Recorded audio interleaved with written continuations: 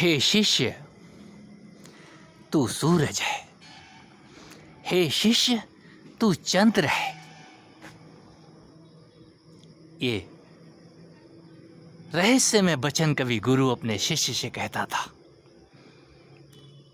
गुरु कभी ये नहीं कहता तू गुरु है, तू गधा है। गुरु अद्भुत वचन बोलते हैं, और गुरु जब बोलता है तू सूरज है, तो सूरज है, तू चंद्र है, ये समझ आता है। और जिसको समझ आता है वो पहले अपने आप को समझाते हैं। अपने आप को समझाने के लिए आपको किसी की जरूरत नहीं है। अपनी शक्ति को पहचान, का चुप साध रहा बलवाना। हनुमान को अपने बल की याद दिलानी पड़ती है, और वही शब्द आप सब पे लागू होते हैं। हम सुनते कितना है? कभी यदा कदा हमारे अंदर कुछ हलचल होती है, किसी संबुद्ध की वाणी सुन के, किसी गुरु की वाणी सुन के, किसी जागे हुए व्यक्ति की वाणी सुन के हमारे अंदर कुछ हिलने लग जाता है। शांत झील के अंदर यदि हम चांद का प्रतिबिंब देखें तो वहां भी लहरें उसको हिला रही होती हैं। ये लहरें ज्ञान की, ये लहरें शब्द रूपी ज्ञान की किसी के चित्त को आंदोलित करती हैं। और जब किसी को लगता है कि ये जीवन तो यूं ही बीता जा रहा है, मैंने तो क्या पाया, यहां सब कुछ जो पाने में लगे हैं हम, वो तो अंततः एक दिन यही रह जाएगा, छूट जाएगा। तो पाया क्या है जिसको पाने के बाद हमारे वेद, हमारे उपनिषद यशोगान करते हैं कि वही एक पाने योग्य है। तूने अपने आप को खो दिया, और बाकी यदि सब कुछ पा भी लिया तो क्या हासिल हुआ? अपने आप को पाने के लिए हम बार बार उठ के खड़े हो जाते हैं। और जो इस महात्म्य को जानते हैं वो अपनी वाणी से कहें तो कहें कैसे, यही एक बताने योग्य ज्ञान की भाषा है कि मित्रों, यहाँ सब कुछ आपके लिए है। पहले आप अपने आप को जान लें। आपका वो शहंशाहपना, आपकी वो राजगद्दी एक बार आपको नसीब तो हो जाए, फिर ये जीवन दुख में नहीं होता। ये दुख में उन्हीं को होता है जिनको अपना बल याद नहीं आता है। दूसरे से पूछते फिरते हैं कि हमारी जरा देखो तो कितनी आयु शेष है, महाराज जी आप बता दें कि हम कितना जिएंगे। अरे हद हो गई है। कहीं एक दिन के लिए भी अगर जिंदगी मिली है तो सोचने के लिए इतना ही सोचो कि आज का दिन तो मिला है ना, उससे पहले ये सूर्य अस्ताचल को जाए, आपके अंदर जो सूरज है वो बुझने लग जाए, आपकी स्मृति धूमिल होनी शुरू हो जाए, आपको नींद घेर ले, उससे पहले जागो। और जो जाग जाता है अपने ही उस स्वरूप का दर्शन करता है जो वो है ही। फिर उसके बाद मृत्यु नाम की कोई चीज नहीं है। मैं उसी को जानने की बार बार बात करता हूँ। मेरी बातें दम्भियों जैसी लगेंगी, लगने दो, मुझे कोई परवाह नहीं है। सिर्फ परवाह इतनी है कि अगर ये शब्द जो सदियों से चले आ रहे हैं पुनः कहीं जीवंत शरीर का माध्यम बन रहे हैं, कोई तो बात है।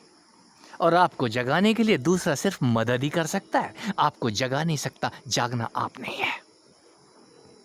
ये शब्दों की आग जिनको भी समझ आ रही है वो उस आग से अपना घर रोशन कर सकते हैं, अपना दीप जला सकते हैं।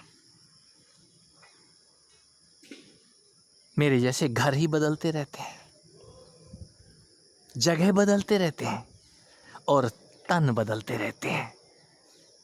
ये बदलना नित्य का क्रम है। आज इस तन में हूं तो तन के उसी के गुणगान करता हूं, जिसको जानने के बाद कुछ भी जानने योग्य फिर शेष नहीं रहता। वो शेष आप ही हैं। शेष होने की कला, शेष की ताकत, वही शक्ति है। मैं उसी शक्ति माँ की याद दिलाता हूँ। वो शक्ति माँ इसी शरीर रूपी अशोक वृक्ष की जड़ में नहीं बैठी है, वो इसी के अंदर उदास बैठी है।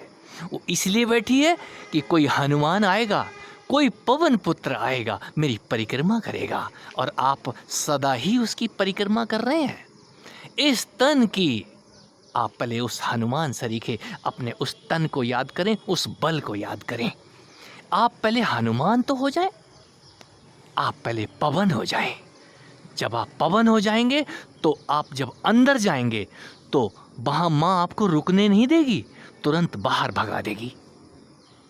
आप रोक के देखें अपने आप को, सांस को अंदर ले जाएं और जरा रोक के देखें तो सही वह सांस किसकी परिक्रमा करने गई है। इस नाभि पे बैठी हुई माँ उदास है, और जब वो देख लेती है पुत्र से आंख मिचौली करती है, तो इसी तन के अंदर वो अशोक वाटिका के फल दिखाई देते हैं। कोई हनुमान बाहर निकलते ही फलों को देखने लग जाता है, क्यों, माँ तो देख ली है। और इस माँ के तन के अंदर अद्भुत फलों की बगिया है। इसी तन के अंदर वो अद्भुत मोक्ष रूपी फल लगे हुए हैं, भक्ति और ज्ञान रूपी फल लगे हुए हैं, जिनको खाने के बाद किसी भी हनुमान का फिर वध किया नहीं जा सकता। वो हनुमान लंका जला डालते हैं। कौन सी? इसी तन को आग लगा के देखो। कौन सी आग? ये योग की आग।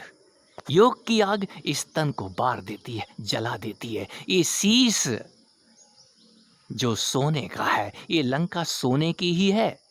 ये लंका सोने के लिए ही मिली है, और इसमें आप सोते रहते हैं। कब तक सोएंगे? कोई जागा हुआ जागने की बात करता है, जागो, ये लंका सोने की है। उससे पहले कोई हनुमान आकर के, और हनुमान जब निकलते हैं इसके अंदर से तो ये तन काला हो जाता है। वो कालिखी निकलती है, CO2 कार्बन डाइऑक्साइड जो निकलती है, वो कालापन नित्य उलीचने में लगे हुए हैं। हम कब जानेंगे? वो ऑक्सीजन के दाता आपके उस प्राण तत्व को जानने के बाद आप एक और तत्व है जिसको मैं धरती कह सकता हूँ, इस धरती से मुलाकात होती है। इस तन के अंदर इस धरती से मुलाकात ही कोई पवन करता है, जाकर के वायु करती है। सबसे पहले वो धरती माँ को पूछती है, ये मेरी माँ है। ये रहस्य हैं रामायण के, और रामायण के रहस्य इसी तन के अंदर छुपे पड़े हैं। सब कुछ इसी के अंदर है, और जो इसके अंदर खोज लेता है वो बाहर सिर नहीं पटकता, अपने ही पैरों को चूमता है, अपने ही पैरों पे गंगा और यमुनाएं बहाता है। कोई तो बात है, इस तन के अंदर गंगा जमुना सब रस इसमें भाई, इसमें सब कुछ है, इसमें वो जिंदा माई भी है। मैं किसी को भी भटकने की बात नहीं करता हूँ, मैं किसी के आगे किसी को गिड़गिड़ाने की बात नहीं कहता हूँ। कहीं अपने आगे आप गिड़गिड़ा के देखो, अपनी ही पूजा और इबादत करके देखो। जो अपनी तरफ पलटते हैं वो अपना बल पहचानने लग जाते हैं। आप वो बल का प्रतिबिंब है, वो जिंदा सूरज है। वो जिंदा सूरज आपके अंदर 12 से 14 घंटे सोता रहता है, और यदा कदा जब जागता है तो गर्मी उत्पन्न करता है। कोई तो उस काम की गदा को लेकर के वन की तरफ निकल जाते हैं। वन में यदि किसी को माँ दिख गई है तो वो काम की गदा अपना रूप दिखाती है, उस रावण को, उस शक को मारती है।